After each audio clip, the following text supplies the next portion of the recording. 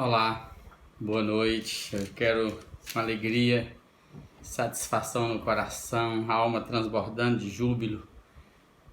Nesse instante, ler com você a leitura do capítulo 18 de Atos, dando continuidade à proposta nossa de ler todo o Novo Testamento em ordem cronológica. Então, hoje nós vamos para o capítulo 18. E eu te convido a quietar o coração, orar, pedir ao Espírito sabedoria, graça, discernimento. E convide os seus, quem está mais próximo a você, e vamos aprender o máximo que pudermos. Iniciando, está dito assim, depois disto, deixando Paulo Atenas, a Grécia, ele partiu então para Corinto. Corinto, se você ler lá a nossa primeira carta aos Coríntios, você vai ver toda a introdução que eu fiz. Era uma cidade cosmopolita, era a capital da região da província da Acaia, né? Então era um grande centro, 2 portos, Sencré de um lado, e assim, era uma cidade cheia de deuses, cheia de tudo, né? E Paulo chega ali.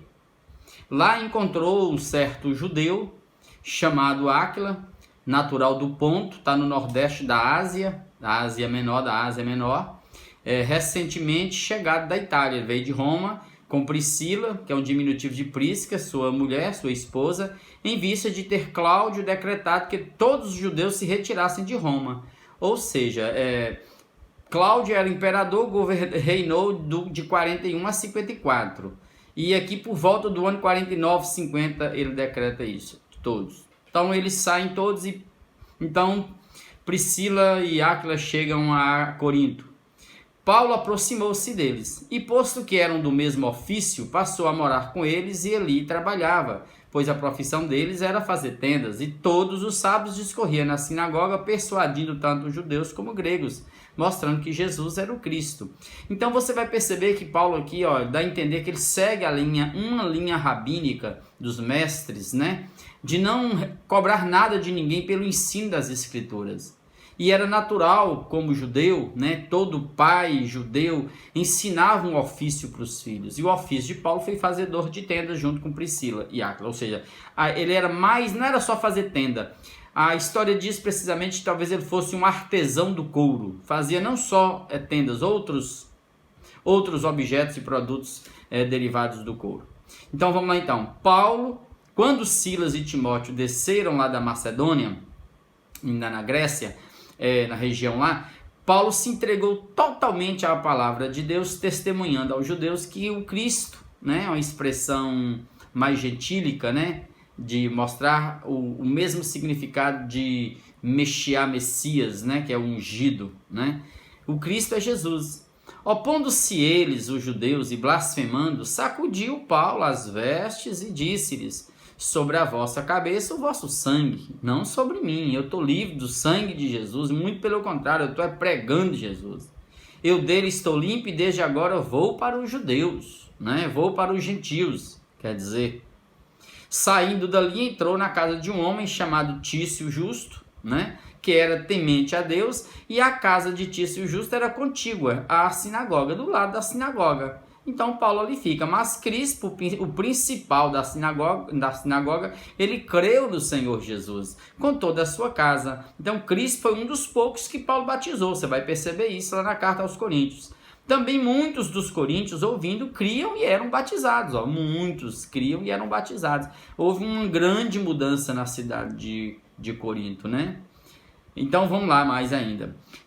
Teve Paulo durante a noite uma visão em que o Senhor lhe disse: não temas, Paulo, pelo contrário, fala e não te cales, porquanto eu estou contigo. Jesus reaparece, aí ele fala: eu estou contigo.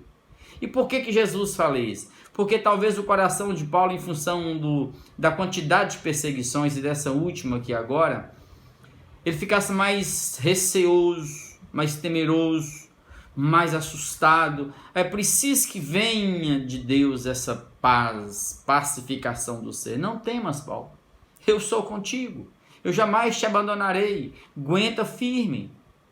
Eu tenho muita gente nessa cidade, porquanto eu estou contigo, e ninguém ousará fazer-te mal, pois tenho muito povo nessa cidade. E ali Paulo permaneceu 1 ano e 6 meses ensinando entre eles a palavra de Deus.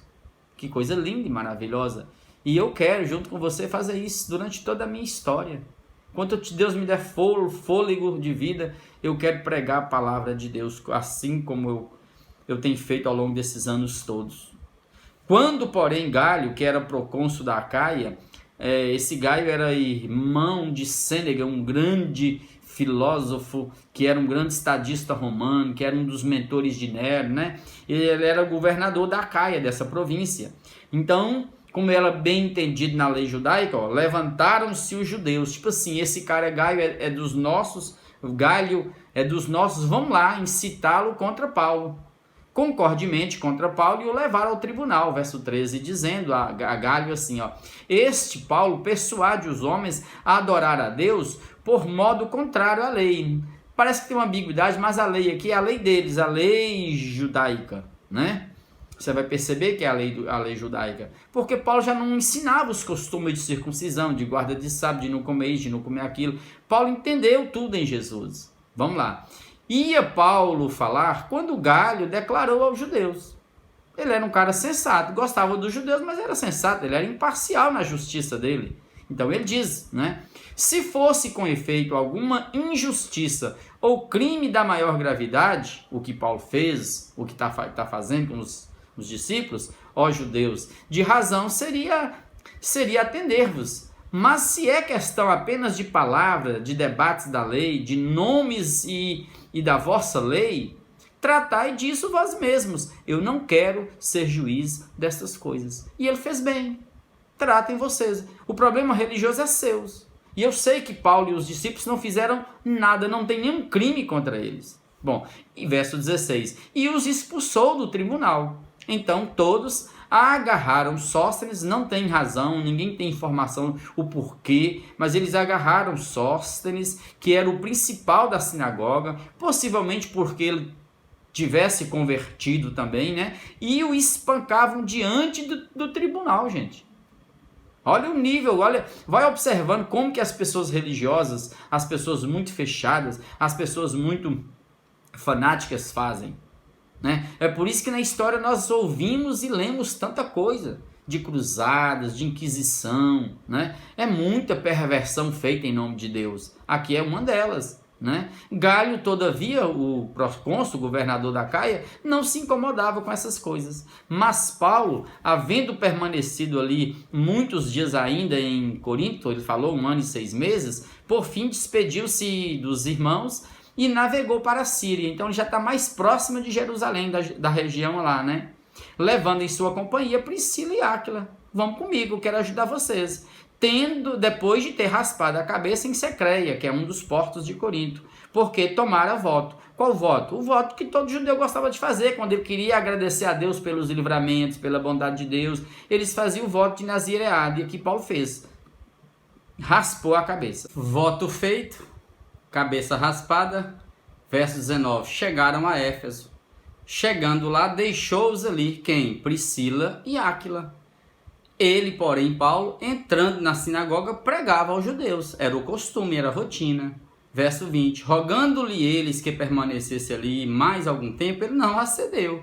Mas despedindo-se, disse, se Deus quiser, voltarei para vós outros. E embarcando, ele partiu de Éfeso, ele vaza de Éfeso, chegando a Cesareia. Então, para ele sair lá de Éfeso e vir para Cesareia, que já está bem pertinho de Jerusalém, ou seja, ele teve que sair do mar Egeu e entrar no mar Mediterrâneo, que é o chamado Mar Grande daquele tempo. Né? Ele desembarcou em Cesareia, subindo a Jerusalém, porque estava construída no alto, no monte, né? E tendo saudado a igreja ali, ele desceu para Antioquia. O que é descer para Antioquia? Ele chegou no seu ponto final, a base missionária dele que estava em Antioquia, e isso é fantástico. Então aqui ele encerra a segunda viagem missionária, que durou uns 3 anos.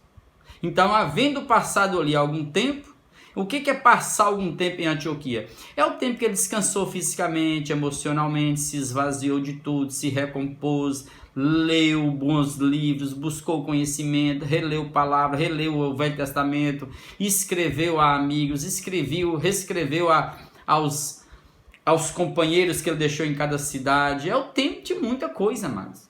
Então não é mesmo um tempo longo, é o tempo sabático dele, é o ano sabático dele. Então ele descansou ali, verso 23, saiu atravessando sucessivamente a região da Galácia e Frígia, confirmando todos os discípulos. Aí você volta no mapa que você vai ver de novo, ele vai voltar para aquela cidadinha que ele foi todos, né?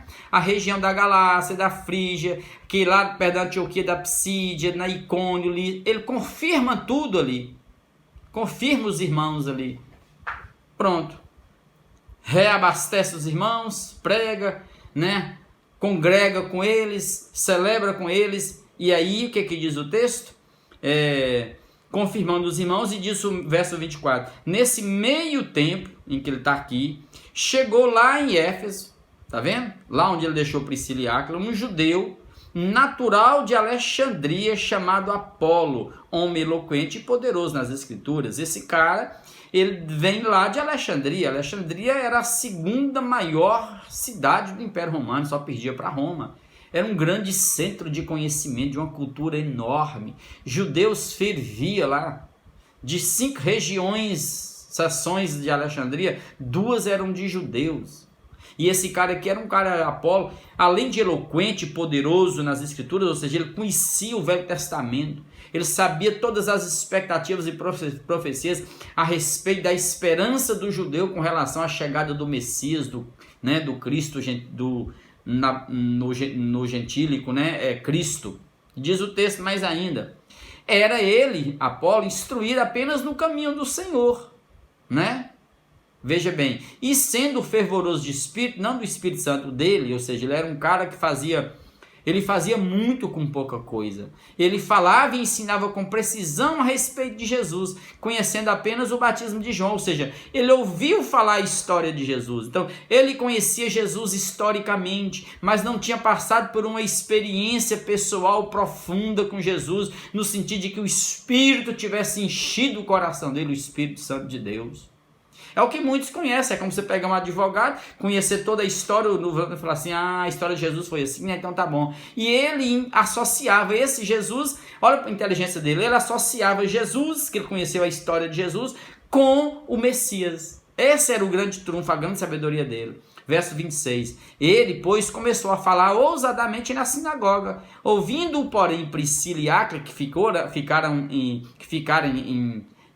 Éfeso, tomaram-no consigo, chamaram para perto deles, e com mais exatidão lhes expuseram o caminho de Deus, querendo então ele percorrer a Acaia, querendo Apolo ir lá para a Acaia, atravessar o mar Egeu e voltar lá para a região da Grécia, da Macedônia, na Acaia, na Europa, animaram-no os irmãos e escreveram aos discípulos para o receberem. Tendo chegado lá, auxiliou muito aqueles que, mediante a graça, haviam crido, porque com grande poder convencia publicamente os judeus, porque ele era poderoso nas escrituras no Velho Testamento, provando por meio das escrituras dos judeus que o Cristo, ou seja, é uma expressão em grego, né, para a expressão hebraica Messiá, o ungido, né, esse Cristo, o Messias, é Jesus.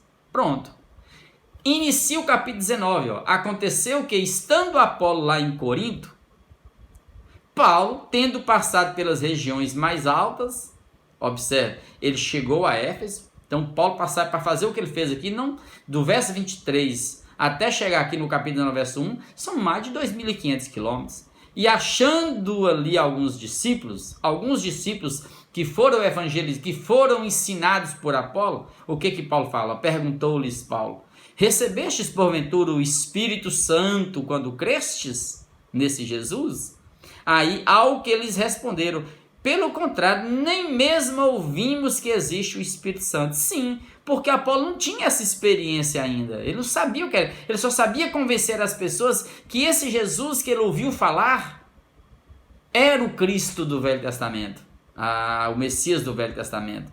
Pelo contrário, nem mesmo ouvimos que existe o Espírito Santo. Então Paulo perguntou: em que, pois, então vocês foram batizados? Responderam eles, verso 3, né? No batismo de João, que era só o batismo de arrependimento.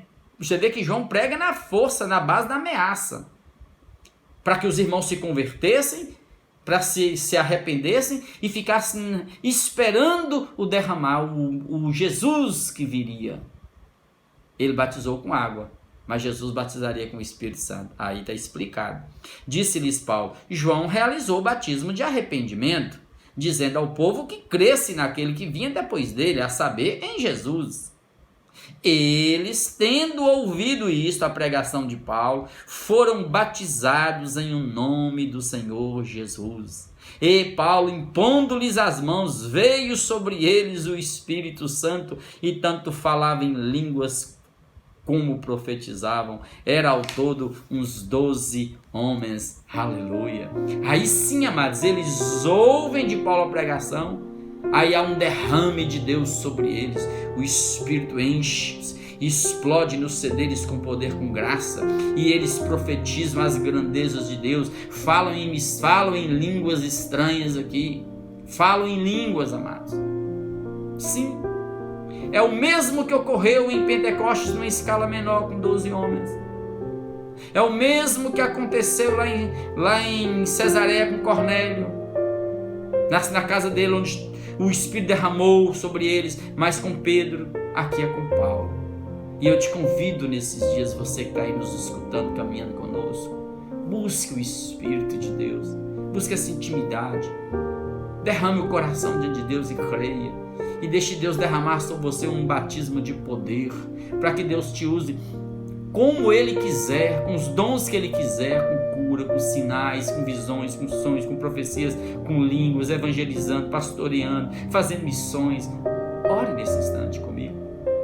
Ore por sua casa, ore por minha casa, ore pelos nossos que estão em tratamento, que estão doentes. Vamos clamar por Deus nesse instante. Abra o seu coração aí. Pai, o Senhor está aqui, o Senhor está ali. Nós agora somos um contigo em oração. Por amor do Senhor.